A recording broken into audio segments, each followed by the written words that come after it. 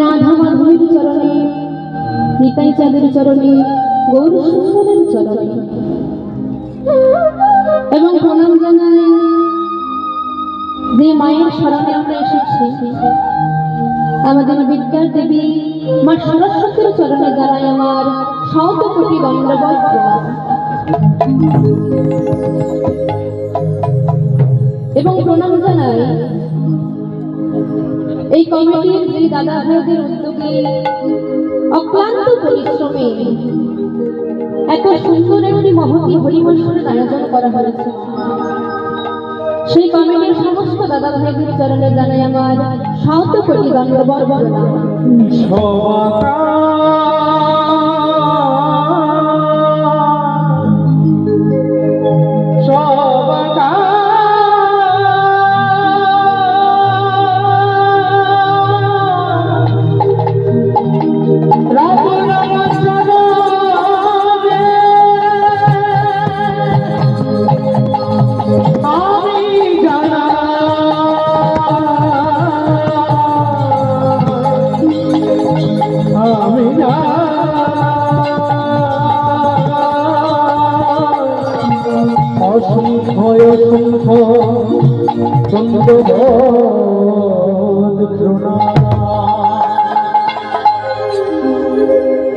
মাগো, না জানি কত জন্মের কতটুকু সুকৃতির ফলে আমার মাতা পিতার আশীর্বাদে গুরুদেবের কৃপায় এবং মনুষ্য জন্মটুকু আমি লাভ করতে পেরেছি। বলছে যে নহং তৃষ্ণামি বৈকুণ্ঠে যোগিনং হৃদয়ং নচ মদ ভক্ত যত্র গয়ন্তি তত্র তৃষ্ণামি নারদ। অর্থাৎ একদিন কি হয়েছে মা, একদিন দেবর্ষি নারদ প্রভু নারায়ণের কাছে গিয়ে বলছে, আচ্ছা দয়াময়, তুমি কোথায় থাকো? তখন নারায়ণ বলছে, শোনো নারদ, আমি কোথায় থাকি জানো? আমি মন্দিরে থাকি না, আমি মসজিদেও থাকি না। তাহলে প্রভু তুমি কোথায় থাকো? নারদ, আমি কোথায় থাকি জানো? আমি আমার সকল ভক্তের হৃদয়ে বাস করি। শ্রী গুরু নিতাই গৌরমানন্দে হরি হরি হরি। তা আপনারা কৃপা করবেন যেন কিছুক্ষণের জন্য হলেও আমি যেন আপনাদের সাথে হরি কথায়, কৃষ্ণ কথায় যেন মেতে থাকতে পারি। তাছাড়া মহাজনে কি বলছেন? ও বলি ঘোড়া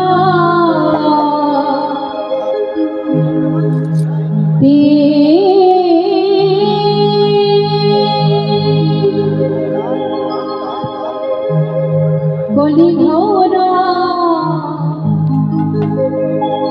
তিমিরে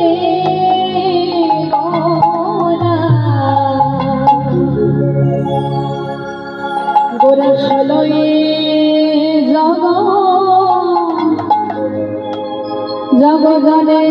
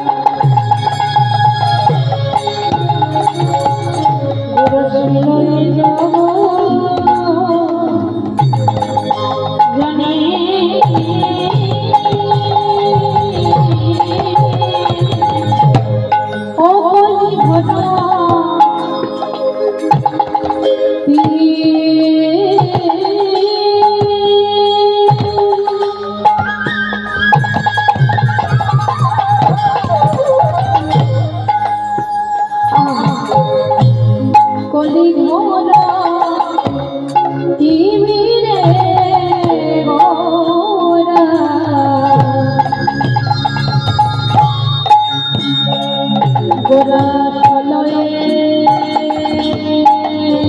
জগৎ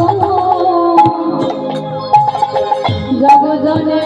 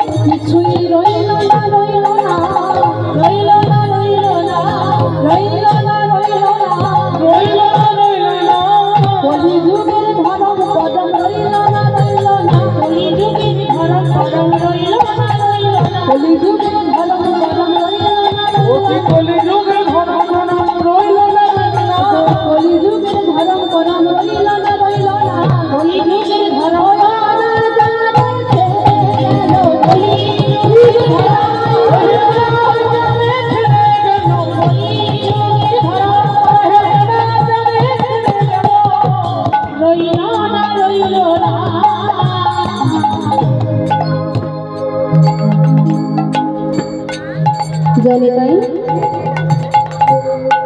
মহাজন বলছেন যে কলি ঘোর প্রেমীরে গ্রাসীন জগজনে ধর্ম করব রহুদ। অর্থাৎ মা এই ঘোর কলির অন্ধকার আমাদের মতো এই কলির জীবকে গ্রাস করেছে। আচ্ছা মায়েরা বলুন তো, আমরা যে যুগটায় বাস করছি এই যুগটার নাম কি? হ্যাঁ কি গো জানি তাই? আমরা যে যুগটার বাস করছি সেই যুগটার নাম কি? কি গো মায়েরা কি কথা বলতে পারে না? আমরা যে যুগটায় বাস করছি সেই যুগটার নাম কি? কলিযুগ। তাই কলিযুগটা কেমন? না, এই কলিযুগটা হচ্ছে পাপাচারী ব্যাভিচারী যুগ। এবার এই কলিযুগের শুরুটা কোথায় হয়েছিল? না, যেদিন দাপর লীলায় আমার ভগবান শ্রীকৃষ্ণ তিনি যেদিন জরাবেধের তীর নিক্ষেপে তিনি যেদিন তার দেহটা রেখে অন্তর্ধান হয়ে গোলক বৃন্দাবনে প্রবেশ করেছিলেন, সেই দিন থেকে শুরু হয়েছিল এই কলিযুগ। এবার এই কলিযুগের ধর্মটা কেমন? এই কলিযুগের কাজটাই হচ্ছে অধর্মের সৃষ্টি করা। এই কলিযুগ কি করবে মা?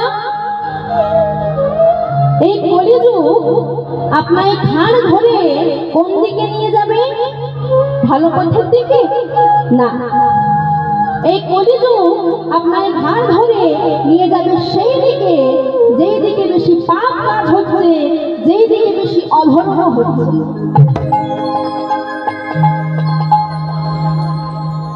এই কলিযুগের হাত থেকে আমাদের উদ্ধার পেতে হলে কি করতে হবে? আমার শ্রীমান মহাপ্রভু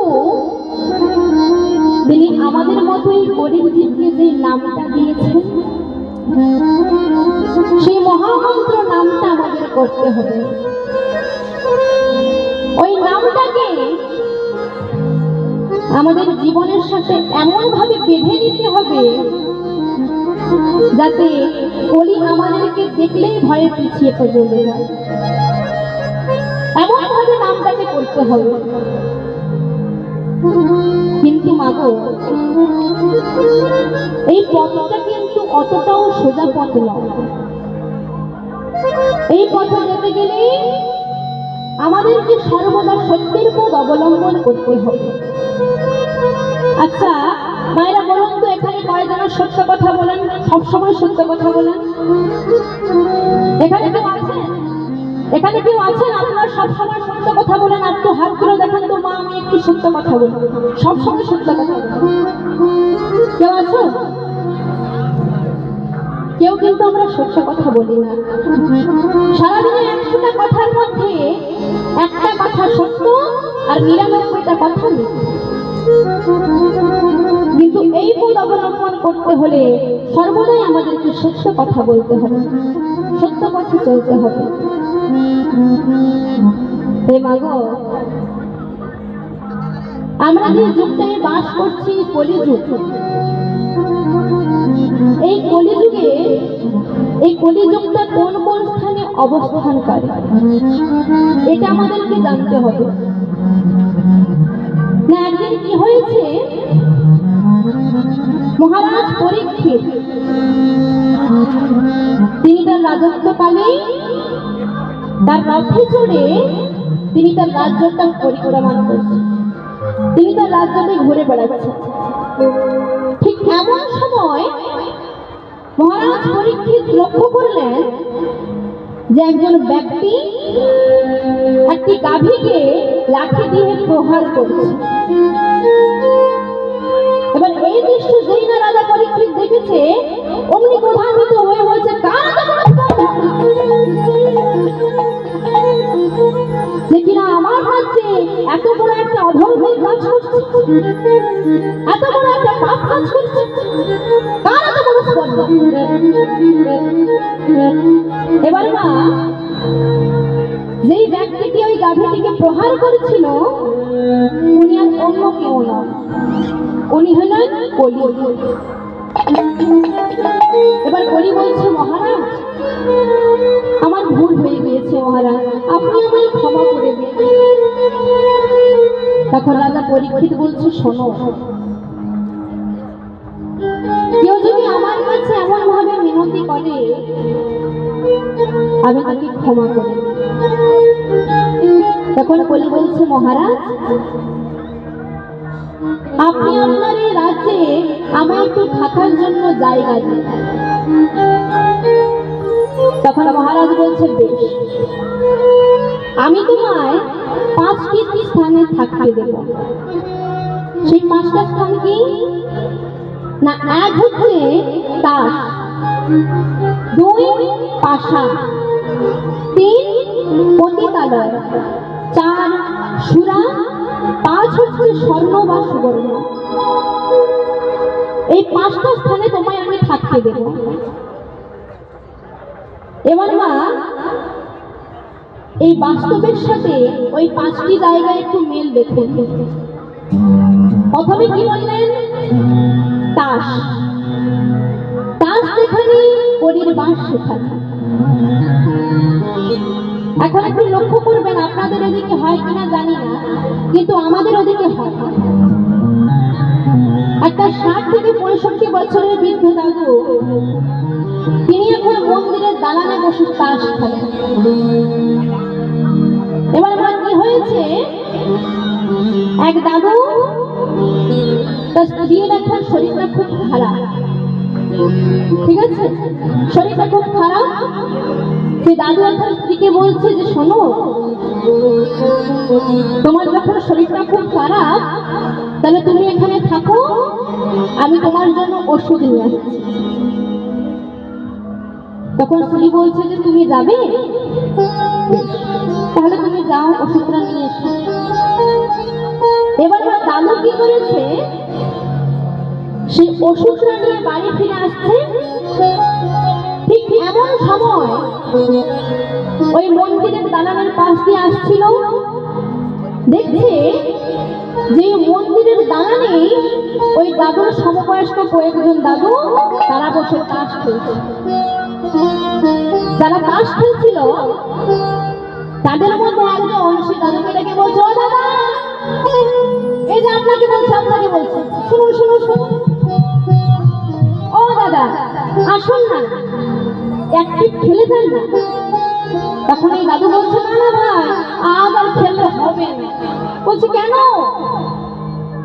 আজকে দিনের শরীরটা খুব খারাপ, আজকে আমি আর খেলবো না, তোমরা খেলো, আমি অন্য একদিন খেলবো। তখন এরা বলছে, ও দাদা, আরে কিছু হবে না, আসুন। এবার মা এসেছে। এইবার মা তাস খেলতে খেলতে সেই দাদু এমনই তাসের মধ্যে ডুবে গিয়েছে, তাকে যে ওষুধটা দিতে হবে সে খেয়াল আর নেই। এইভাবে তাস খেলছে, আর ঘড়িতে যে কটা বাজে তার খেয়াল নেই। এখন তার স্ত্রী, তার বাড়িতে একটা ছোট্ট নাতি ছিল, সেই স্ত্রী বলছে এখন, দাদু ভাই দাদু, তো দাদু কোন বিকেল বেলা গিয়েছে ওষুধ আনতে, এখনো এলো না, জানা দাদু ভাই কোনো বিপদ হয়েছে কিনা একটু দেখে আইতো। এবার আমার নাতি কি করেছে, অনেক জায়গায় দাদুকে খুঁজেছে, পাই। এবার খুঁজতে খুঁজতে এসেছে কোথায়, সেই মন্দিরের দালানে। এসে দেখছে দাদু যেন কাউকে বলছে, তখন নাতি লোকে বললো, কি হলো, কাকে না, একটু সামনে গিয়ে দেখি। এবার দাদুর সামনে এসেছে, আবার দেখছে দাদু যেন আবার কাউকে বলছে, ও দাদু, হাতে মারছো, আরে মার মার মার, আরে তখন নাতি বলছে, ও দাদু, কত পিঠ খেলা হলো গো তোমার? বলছে, দাঁড়া না, আর একটা পিঠ খেলিনি, তারপর যাবে। বলছে, ও দাদু, ঠাকুমা যে নেই দাদু, তাকে ওষুধ খেতে। শেষে তাস খেলতে খেলতে এমনই তাসের মোহে ডুবে গিয়েছে মা, ঘড়িতে যে কটা বাজে তার খেয়াল নেই। তার মনে যে তার স্ত্রীকে সেই ওষুধটা দিতে হবে। এই গেল 1 নম্বর তাস। 2 পাশা। মনে আছে পঞ্চ পাণ্ডব, তারা সেই পাশা খেলায় হেরে কি হয়েছিল, দ্রৌপদীর বস্ত্রহরণ হয়েছিল। এখানে আপনারা সবাই নিশ্চয়ই জানেন। এখন দেখবেন, এখন গলিতে গলিতে কয়েকজন মানুষ এখন একটা ছোট ঘরের মধ্যে লটারি নিয়ে খুলেছে, লটারি নিয়ে বসেছে মা, শুধু ফেলো আর তোলো, কোনো কাজ নেই, কোনো কষ্ট নেই, শুধু ফেলো আর তোলো। মনে রাখবেন মা, আপনি যদি কোনো লাভ করতে চান, সেই লাভটা করার সময় আপনি যদি না কোনো কষ্ট কাজ করেন, কোনো কষ্ট করে যদি না ওই লাভটা করতে চান, ওই লাভটা যদি আপনার হয়, ওটা কিন্তু আবার তাড়াতাড়ি ফিরিয়ে যাবে। 2 নম্বর গেল, তাস পাশা চলে গেল। তিন সুরা। সুরা মানে কি? কি গো সুরা মানে কি? হ্যাঁ, মদ্য। এই সুরা কি করে না, মানুষের মস্তিষ্কটাকে খারাপ করে দেয়। হ্যাঁ, দেখবেন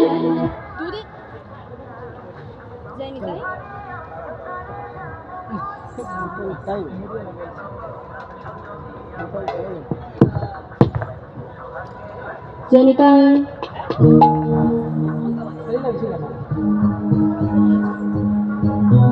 যারা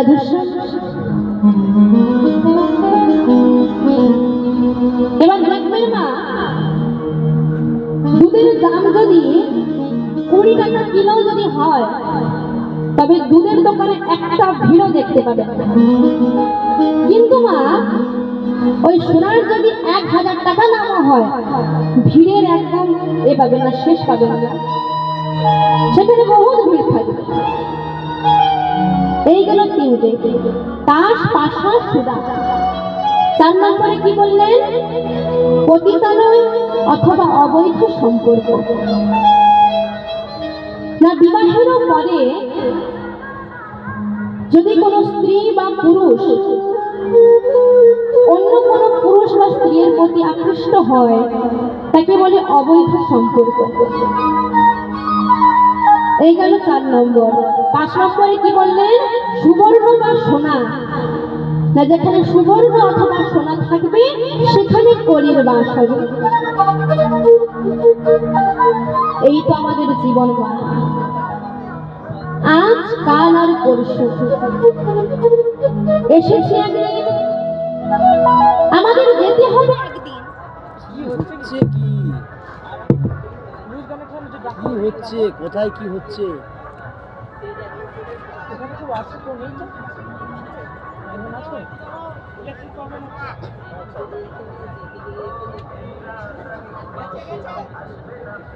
কি হচ্ছে নাকি ভেতরে?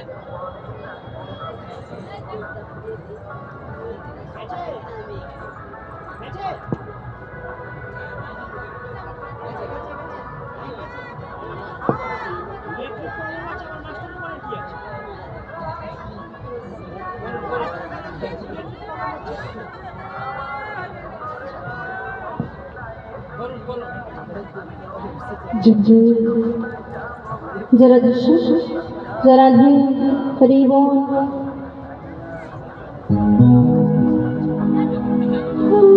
জানিতাই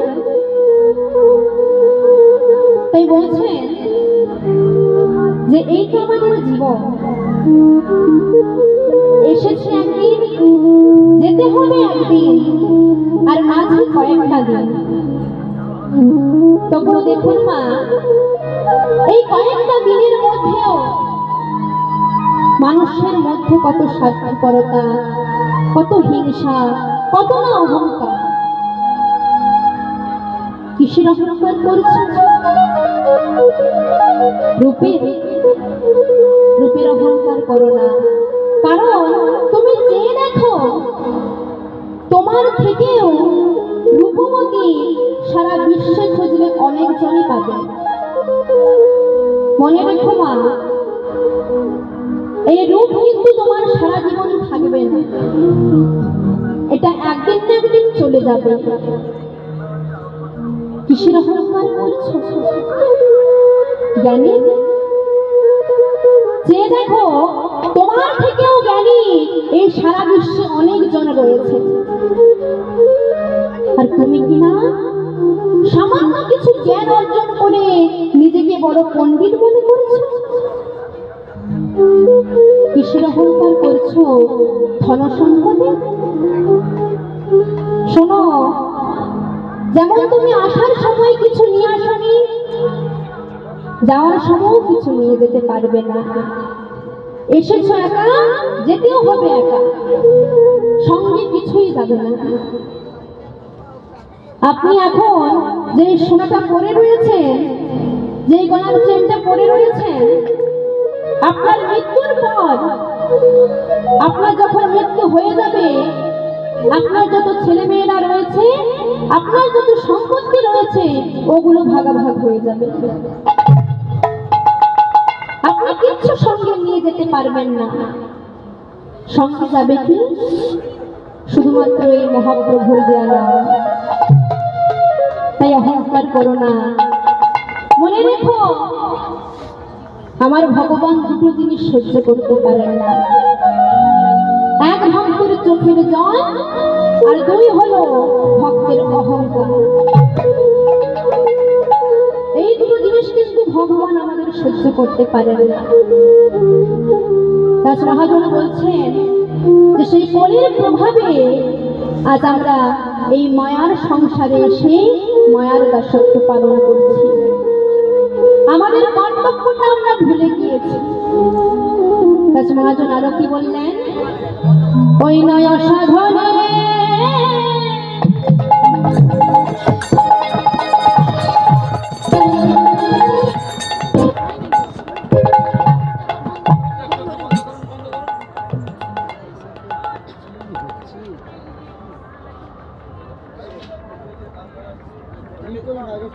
দেখুন আগে এইটা